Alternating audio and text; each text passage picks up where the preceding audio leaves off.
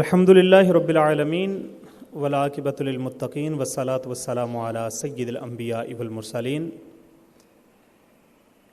الصلاۃ والسلام علیک یا سیدی یا رسول اللہ وعلی آلک و اصحابک یا سیدی یا حبیب اللہ۔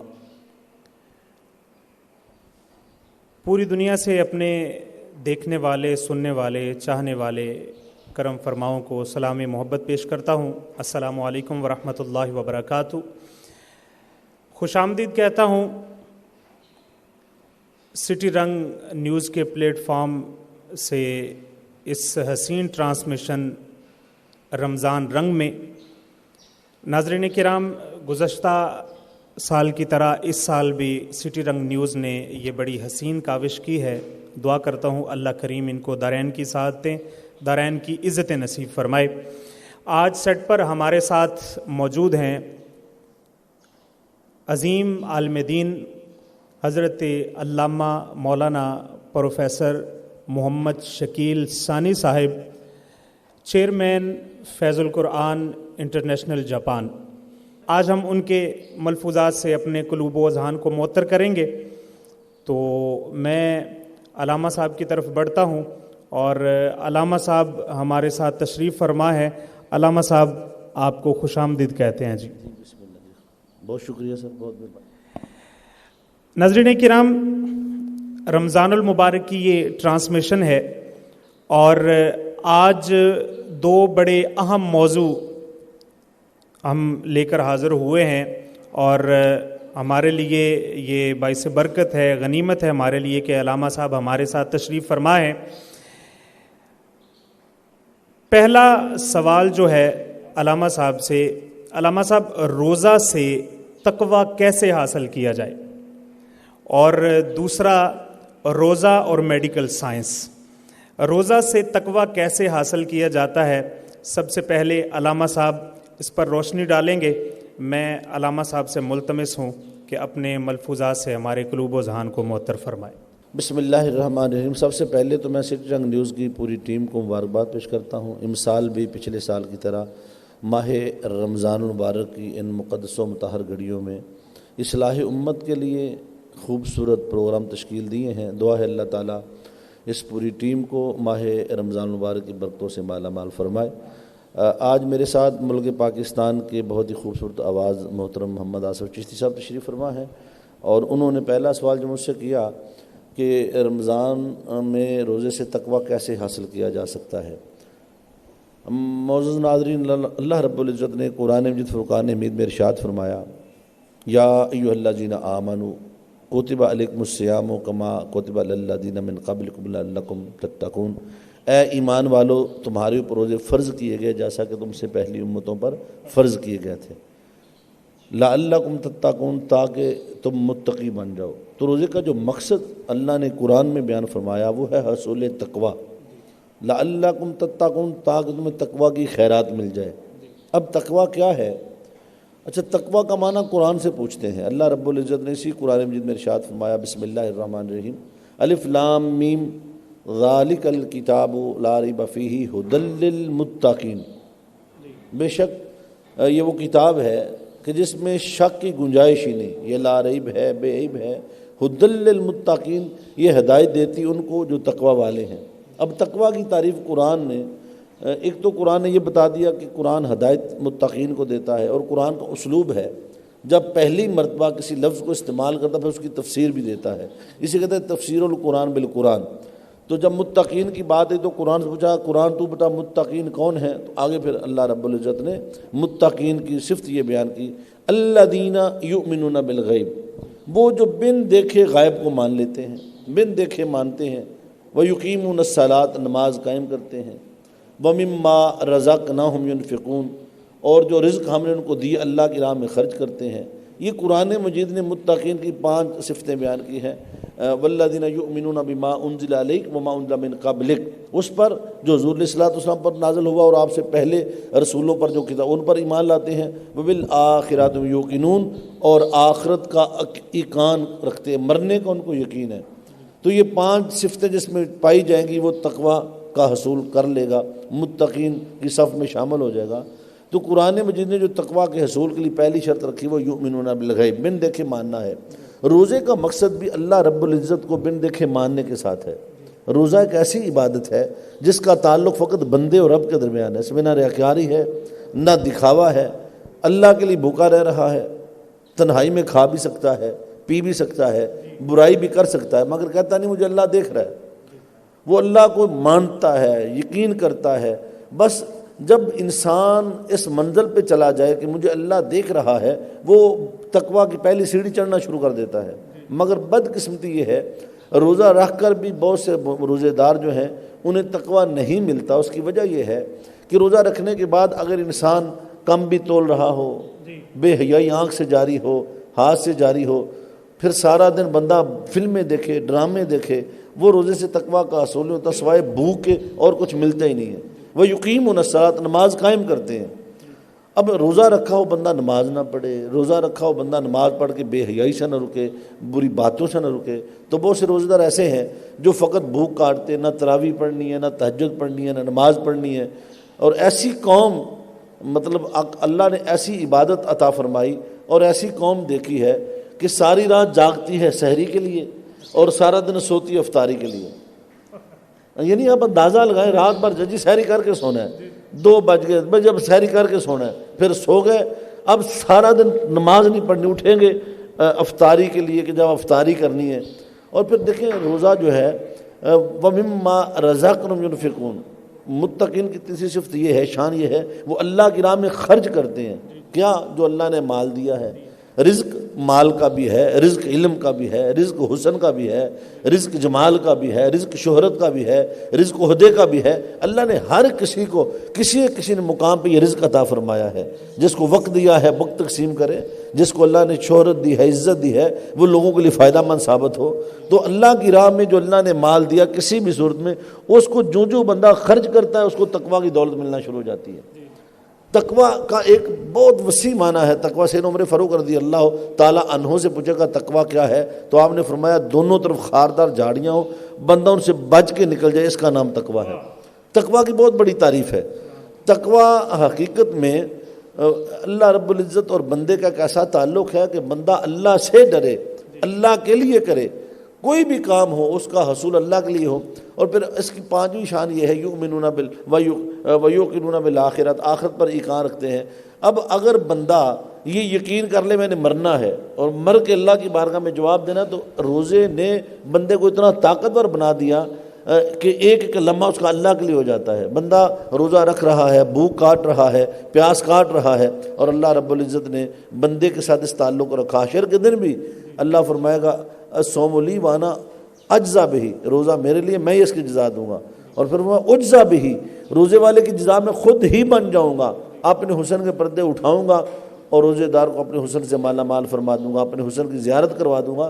تو روزہ چونکہ اللہ کے لیے تھا، بندے نے اللہ کے لیے رکھا، یہ عبادت ایسی ہے اس کا سارا تعلق اللہ کے ساتھ ہے۔ تو تقویٰ یہ ہے کہ بندہ اللہ سے ڈرے۔ پھر زبان کا تقویٰ ہے، ہاتھ کا تقویٰ ہے، جسم کا تقویٰ ہے، پاؤں کا تقویٰ ہے۔ زبان سے ایسی بات نہ کرے، غیبت نہ کرے، آنکھ سے برائی نہ دیکھے، کان سے بری چیز نہ سنے۔ مگر بدقسمتی یہ ہے کہ وہ جو روزے سے ہم نے تقویٰ کا حصول کرنا تھا وہ ہمیں مل نہیں سکا۔ ہم نے روزے رکھ لیے مگر ہم نے روزے کا حق ادا نہیں کیا۔ یہی وجہ ہے کہ روزے رکھنے کے باوجود بھی ہمارے اندر وہ تبدیلی، وہ تقویٰ کی دولت نہیں آتی جو اللہ دیکھنا چاہتا ہے۔ اب میں تقویٰ کا ایسے بڑا مفہوم آپ کے سامنے رکھنے لگا ہوں۔ اللہ رب العزت نے سورہ حجرات میں فرمایا ان الذین یغضون اصواتهم عند رسول اللہ اولئک الذین امتحن اللہ قلوبہم للتقویٰ، بے شک وہ لوگ جو اپنی آوازیں حضور علیہ الصلوۃ والسلام کی بارگاہ بے کس پناہ میں پست رکھتے ہیں، اولئک الذین امتحن اللہ قلوبہم للتقویٰ، یہی وہ لوگ ہیں جن کے دلوں کو اللہ تقویٰ کے لیے چن لیتا ہے۔ اب تقویٰ کی بہت بڑی تعریف جو کی، تقویٰ کا ہر کسی نے اپنا مفہوم بیان کیا، مگر ممکن نہیں ہے انسان ساری زندگی نمازیں پڑھے مگر اسے تقویٰ مل جائے۔ اتنے نمازی ہیں جن کی نمازیں فویل للمصلین ان کے لیے ہلاکت بن گئیں، کیونکہ روزہ رکھا، غریبوں کو دھکے بھی دیے، کسی کو عاریتاً کو چیز بھی نہیں دی، یتیموں کا مال کھا گئے، تو انہیں تقویٰ نہیں ملا۔ انسان حج کر کے آ گیا مگر تقویٰ نہیں ملا، چھری اور تیز ہو گئی حج کرنے کے بعد، روزے رکھے پورا مہینہ مگر تقویٰ نہیں ملا۔ پتہ یہ چلا کہ اپنے عمل سے تقوی یقینی نہیں ہے، نماز سے، روزے سے، حج سے، زکوٰۃ سے ضروری نہیں تقوی ملے، کہ ساری زندگی کرتے انہیں تقوی نہیں ملتا، متقی نہیں ہوتے، مگر قرآن نے فرمایا ان الذین یغضون اصواتهم عند رسول اللہ، وہ لوگ جو اللہ کے نبی کا ادب کرتے ہیں، اپنی آواز اونچی نہیں ہونے دیتے، حضور علیہ الصلوۃ والسلام کی بارگاہ میں جھکتے ہیں، ادب کرتے ہیں، اللہ فرماتا ہے اولئک الذین امتحن اللہ قلوبہم للتقوی، یہی وہ دل ہیں جنہیں اللہ دیکھتا رہتا ہے۔ اللہ جن دلوں کو چن، امتحنا یمتحن امتحانا، چن لینا، امتحان کہتے ہیں کسی کو کامیابی کے لیے چننا، امتحان ہے جی یہ اچھا پیپر دیا کامیاب ہو گیا، یہ فیل ہو گیا، تو اللہ فرماتا ہے میں رب ہو کر ایسے دلوں کو دیکھتا رہتا ہوں جن میں نبی کا ادب ہو، نبی کی حرمت ہو، مصطفیٰ کی بارگاہ میں آواز پست رکھتے ہیں، اللہ فرماتا ہے میں رب ہو کر ایسے دلوں کو چن لیتا ہوں، اولئک الذین امتحن اللہ قلوبہم للتقوی، اور ان کو دل کا تقوی عطا فرما دیتا ہوں۔ پتہ یہ چلا کہ وہ تقوی جو حضور علیہ الصلوۃ والسلام کے ادب سے ہو، محبت سے ہو، وہ یقینی ہے، جو نبی کا ادب کرتا ہے، نبی کی آل کا، صحابہ کا ادب رکھتا ہے، اللہ ایسے دلوں کو چن کے تقوی کی خیرات عطا فرما دیتا ہے، اور عمل سے ضروری نہیں تقوی ملے۔ تو اگر تقوی کا حصول چاہیے تو روزے کا مقصد کیا ہے؟ تقوی۔ تو اگر روزہ حضور علیہ الصلوۃ والسلام کی محبت میں رکھا جائے، جیسے میرے مصطفیٰ نے رکھا، جیسے میرے آقا نے رکھا، روزے میں قرآن کی تلاوت کی، روزے میں رات کو تراویح پڑھی، تھوڑا کھایا، حضور علیہ الصلوۃ والسلام کی سنت پر عمل کرتے ہوئے اگر روزے کو رکھا جائے، وہ روزہ تقوی بھی دے گا، تقوی کی خیرات بھی دے گا۔ مگر ہم نے حضور تاجدار کائنات صلی اللہ علیہ وسلم کی سنت کا وہ حق ادا نہیں کیا جو حضور علیہ الصلوۃ والسلام نے روزہ رکھا، ساری رات قیام بھی تھا، پھر میرے آقا نے کبھی پانی سے رکھا، پھر نمک سے کھولا، کبھی نمک سے رکھا، کھجور سے کھولا۔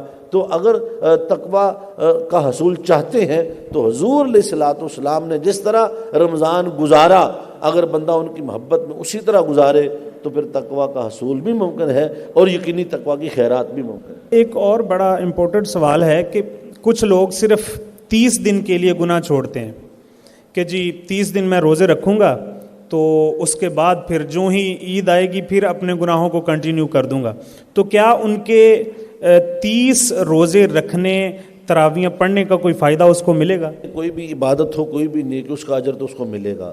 انما الاعمال بالنیات، اس کے من کی نیت کیا ہے وہ اللہ جانتا ہے، مگر جب بندہ کوئی نیکی کا عمل کرتا ہے تو ظاہری طور پہ شریعت اس کو اجر دیتی ہے، کیونکہ شریعت ظاہر کا نام ہے، وہ روزے رکھ رہا ہے، نمازیں پڑھ رہا ہے، نیت کوئی بھی ہو مگر اس کا اللہ اس کو اجر دے گا۔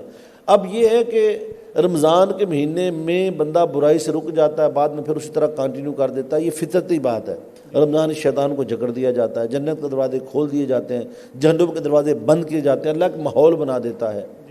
اور اس کی وجہ یہ ہے، اب میں آپ کو حقیقت یہ بتاتا ہوں، انسان حقیقت میں 2 چیزوں کا مجموعہ ہے، ایک اس کا جسم جو مٹی سے ہے، اس کے اندر ایک روح ہے، یہ 2 چیزوں کا مجموعہ ہے، مٹی کا اور اس نور کا۔ روح ایک نور کا نام ہے۔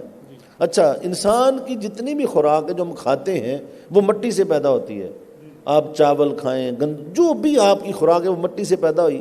وہ جو اندر روح ہے اس کی خوراک ہے اللہ کا نور، اس کی خوراک ہے قرآن، اس کی خوراک ہے درود، اس کی خوراک ہے نعت، اس کی خوراک ہے بھوکا روزہ رکھنا۔ اب جو ہی رمضان کا مہینہ شروع ہوتا ہے اللہ رب العزت ظاہری جسمانی خوراک کو روک دیتا ہے، روح طاقتور ہونا شروع ہو جاتی ہے، وہ قرآن سنتی ہے، تلاوت سنتی ہے، نعت پڑھتی ہے، پھر وہ مسجد گامزن ہوتی ہے۔ تو جب رمضان کا مہینہ آتا ہے تو بندے کی روح طاقتور ہونا شروع ہو جاتی ہے، جسم کمزور ہونا شروع ہو جاتا ہے۔ تو جب روح کو طاقت ملتی پھر وہ اللہ کی طرف سفر کرنا شروع کر دیتی ہے۔ رمضان میں اس لیے برائی رک جاتی ہے، مگر جو ہی رمضان کا مہینہ ختم ہوتا ہے ہم پھر اسی طرز پہ پلٹ جاتے ہیں، روح کی خوراک کو روک دیا، جسم کی خوراک کو بڑھا دیا، پھر انسان برائی، اس کے اندر فطرت اللہ نے رکھی ہے، نیچر ہے اس کے اندر، برائی کی طرف جلدی راغب ہوتا ہے۔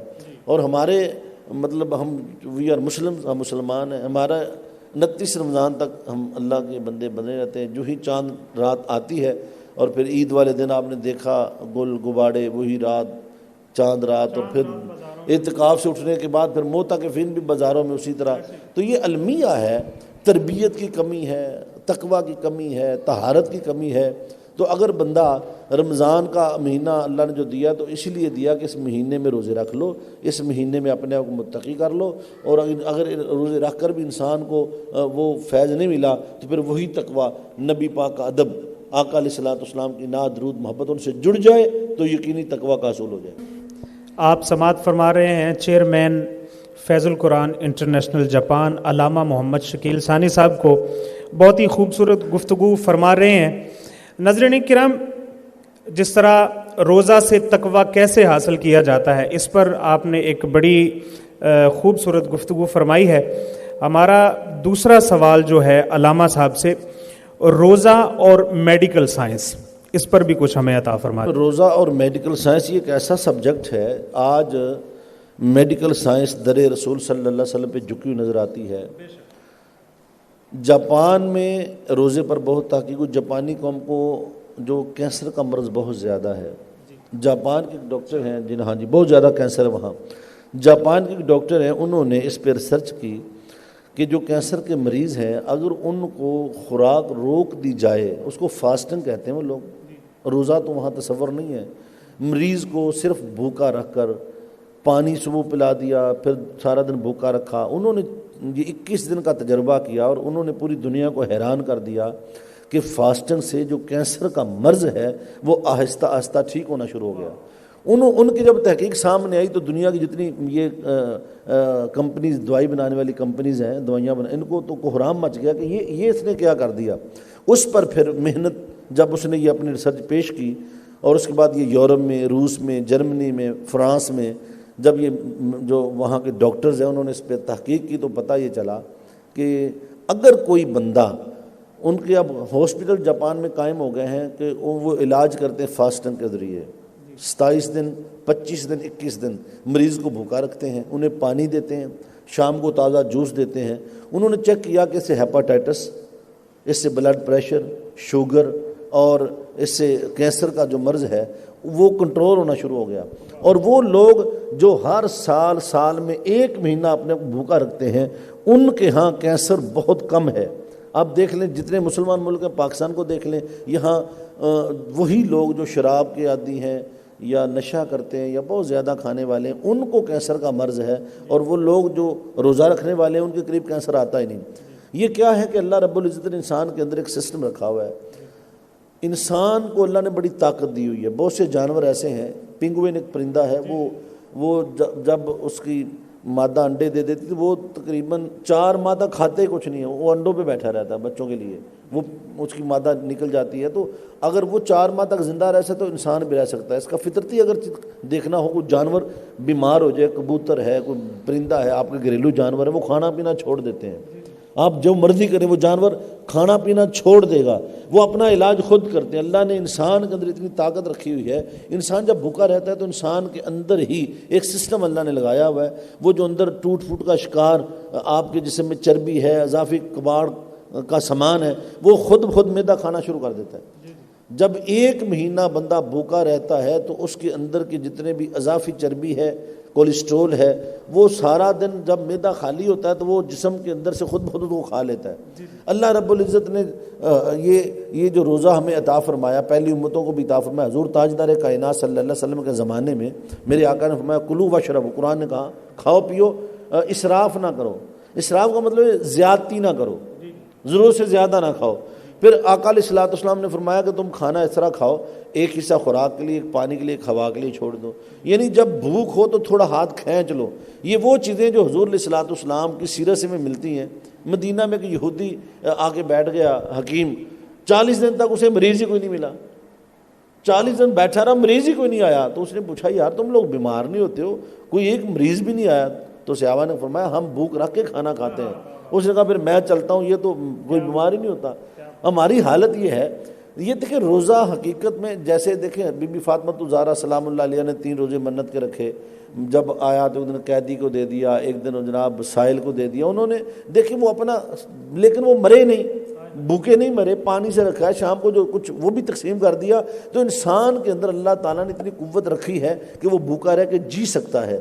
روزے کا مقصد یہ تھا کہ انسان اس صحت کو، تندرستی کو اپنے لیے خریدے، مگر بدقسمتی یہ ہے ہمارے ہاں روزہ جب ہم نے صبح سحری کرنی ہے، پھر 9-10 پراٹھے ہوں، 7 کلو سارا دہی ہو، ساتھ جناب آلو والا پراٹھا، ساتھ مولی والا پراٹھا، ساتھ جناب یعنی سحری کیا ہم نے کرنی، ہم تو یوں لگتے ہیں کہ جیسے ہم نے بھی کوئی ولیمہ ہے، شادی ہے، اور پھر اتنا کھا پی کے پھر 12 بجے تک نیند نہیں اگڑتی، کھا پی کے نماز بھی گئی، اور پھر جب افطاری کا انتظام ہوتا ہے، آپ نے دیکھا ہوگا افطاریوں پہ اتنی ڈشز ہیں کہ جناب پکوڑے ہیں، سموسے ہیں، بھئی آپ یہ ساری چیزیں کھا کے آپ کے روزہ رکھ کے پیٹ اور لٹک جاتے ہیں۔ حقیقت میں تو یہ تھا کہ آپ کو سائنس نے یہ کہا آپ اگر زندہ رہنا چاہتے ہیں، صحت چاہتے ہیں، میدے کو خالی، مقصد یہ تھا میدا خالی رکھے۔ اب جب صبح سے شام تک، اچھا اگلی بات سن لیں، ایک ہوتا ہے فاسٹنگ، ایک ہے روزہ، ایک ہے فقر۔ ایک بندہ اس کے پاس فاقہ ہے، قحط سالی ہے، اسے کھانے کو ملتا ہی کچھ نہیں ہے، اس کو جس کے ساتھ ایسی صورتحال ہو، اس سے فاسٹنگ کا کوئی فائدہ نہیں ہوگا۔ فاسٹنگ یہ ہے جسے روزہ کہتے ہیں اردو میں، کہ انسان قادر ہو، انسان کے پاس طاقت ہو، بندہ کھا سکتا ہے، مگر وہ جان سامنے کھجور پڑی ہے نہیں کھاتا، کھانا پڑا نہیں کھاتا، اپنی مرضی سے اللہ کی رضا کے لیے اپنے کو بھوکا رکھ رہا ہے، یا وہ قادر ہونے کے باوجود نہیں کھا رہا، اس کو کہتے ہیں فاسٹنگ۔ یہ جو وہاں یونیورسٹیز میں، جاپان میں، ابھی یورپ کے اندر ہاسپٹل بنے ہوئے ہیں، وہاں وہ لکھ کے لگایا انہوں نے کہ علاج جو ہے نا بھوک کے ذریعے، فاسٹنگ کے ذریعے بندے کو بھوکا رکھتے ہیں، بندے ٹھیک ہو جاتے ہیں۔ اور یہاں بھی آپ نے دیکھا ہوگا کتنے لوگ ہیں جو سارا ہم ڈائٹ کرتے ہیں۔ ڈائٹ کیا ہے؟ ڈائٹ وہ روزہ نہیں ہے، آپ چیز کوئی نہ کوئی کھا لیتے ہیں، پھر آپ اپنی مرضی کے مالک ہوتے ہیں۔ روزہ یہ کہ آپ کھا ہی نہیں سکتے، روزے جیسی عبادت ہی کوئی نہیں ہے۔ آپ نے دیکھیں سارا دن بھوکے ہیں، تنہائی میں کھا سکتے ہیں اور نہیں کھا رہے، اور اس کا فائدہ آپ کو یہ ہوتا ہے جب بندہ روزہ رکھتا ہے اس کی روح طاقتور ہوتی ہے، جسم اس کا کمزور ہوتا ہے، معدہ تندرست ہوتا ہے۔ اگر بندہ مہینے میں 2-3 سو میں داؤدی میرے آقا رکھتے تھے، ہر پیر کا روزہ رکھا، ہر پیر کا روزہ رکھنے سے ہفتے میں ایک بار بندہ بھوکا رہتا بندے کی، اور سرکار مدینہ زندگی بھر دیکھیں انہیں کبھی اس طرح کی بیماری آئی نہیں ہے، نہ شوگر، نہ بلڈ پریشر، نہ کچھ۔ تو ہماری بیماریوں کی وجہ یہ ہے ہم روزہ رکھ بھی رہے ہیں مگر ہم میڈیکل سائنس کو فنا برباد کر رہے ہیں۔ یعنی روزہ رکھنا ہے، آپ صبح رات کو نماز پڑھیں سو جائیں، اب آپ نے ساری رات جاگ رہے ہیں جناب، کیا جی سوتے نہیں جی، صبح سحری کر کے سونا ہے، اچھا صبح اٹھے نماز، بس جب افطاری کو اٹھیں گے، تو یہی مسئلہ ہے۔ تو آج کی میڈیکل سائنس در رسول پہ جھکی ہوئی نظر آ رہی ہے۔ جو انسان چاند پہ پہنچ جائے گا پھر بھی در رسول پہ آئے گا۔ میرے مصطفیٰ نے 1400 سال پہلے جو ہمیں روزہ عطا فرما دیا، جو ہمیں بھوک کا ایک فلسفہ دے دیا، آج سائنس اس سے علاج کر رہی ہے اور ہم مسلمان اس سے بیمار ہو رہے ہیں۔ تو ہمیں چاہیے کہ حضور علیہ الصلوۃ والسلام کے حکم پر، آپ کی سنت پہ عمل پیرا ہو کے ویسا روزہ رکھے، انشاءاللہ اسے صحت بھی آئے گی، تندرستی بھی آئے گی۔ جی ناظرین کرام، یہ تھے ہمارے ساتھ حضرت علامہ مولانا محمد شکیل ثانی صاحب، چیئرمین فیض القرآن انٹرنیشنل جاپان۔ آپ نے بڑی خوبصورت گفتگو فرمائی روزہ اور میڈیکل سائنس، اور روزہ سے تقویٰ کیسے حاصل کیا جا سکتا ہے۔ تو یقیناً آپ کو بھی رمضان رنگ کی اس ٹرانسمیشن سے کچھ نہ کچھ حاصل ہوا ہوگا۔ میں دعا کرتا ہوں اللہ کریم جو علامہ صاحب نے یہ خوبصورت باتیں کی ہیں، اللہ ہمیں ان پر عمل کرنے کی توفیق عطا فرمائے، اور اس مبارک ماہ مقدس کی فیض و برکات سے ہمکنار ہونے کی توفیق عطا فرمائے۔ اپنے میزبان محمد آصف چشتی کو اجازت دیجیے۔ السلام علیکم ورحمۃ اللہ وبرکاتہ۔